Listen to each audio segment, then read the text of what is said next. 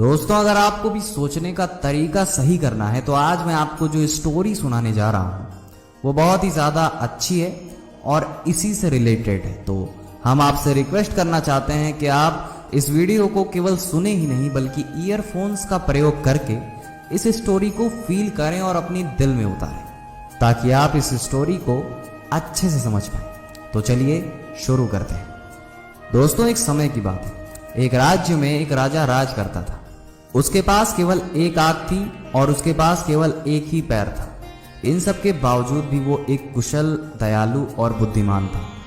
उसके शासन में प्रजा बहुत ही खुशहाल जीवन व्यतीत कर रही थी। एक दिन की बात है, राजा अपने महल के गलियारे में टहल रहा होता है और तभी उसकी नजर पड़ती है उन गलियारों की जो दीवार रहते हैं उन पे बने चित्रों पर। और वे जो चित्र थे वे उस राजा के पूर्वजों के थे। और वह दृश्य देखने के बाद राजा ने भी सोचा कि एक दिन मेरा भी चित्र इस दीवार पे लगेगा। लेकिन राजा ने अपने आप को कभी नहीं देखा था कि उसका चित्र कैसा दिखेगा। लेकिन उस दिन वो राजा सोचता है कि मुझे भी अपना चित्र इस दीवार पे लगवाना चाहिए। और फिर अगले दिन ही उसने अपने श्रेष्ठ चित्रकारों को दरबार में बुलाया। राजा उन चित्रकारों से कहता है कि मुझे अपनी तस्वीर बनवा के उस दीवार पे लगवानी है और जो भी मेरा सुंदर चित्र बना सकता है वह चित्रकार हमारे सामने आके खड़ा हो सकता है। चित्र जितना ही सुंदर बनेगा उसे उतना ही सुंदर इनाम दिया जाएगा। जितने भी चित्रकार थे सब अपने काम में बहुत ही कुशल थे, यानी कि बहुत ही परफेक्शन से काम करते थे। लेकिन राजा को देखने के बाद उनके मन में ये विचार आने लगा कि राजा की तो आंख ही नहीं है, राजा के पास तो पैर भी नहीं है, तो इसे हम सुंदर कैसे बना सकते हैं। और कहीं गलती से अगर चित्र सुंदर नहीं बना और राजा को पसंद नहीं आया तो हो सकता है कि राजा क्रोधित होकर हमें मौत की सजा दे सकता है या हमें जेल में डाल सकता है। और ये विचार किसी को भी आगे आने का साहस नहीं दे रहा था। और फिर सब एक से एक बहाना देकर वहां से चले जाते हैं। लेकिन वहां पे एक चित्रकार खड़ा होता है, वो नहीं जाता है। और फिर राजा उससे पूछता है कि क्या तुम मेरा चित्र बना सकते हो सुंदर सा। और फिर युवा चित्रकार ने हामी भर दी और फिर राजा भी तैयार हो जाता है उससे चित्र बनवाने के लिए। और फिर अगले दिन से ही वह चित्रकार राजा का चित्र बनाने में जुट जाता है।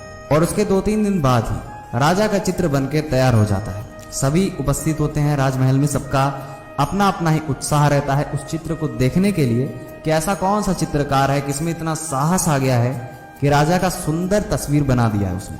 और अगर राजा गुस्साया तो उसे क्या दंड देगा, ये देखने के लिए लोग मौजूद थे।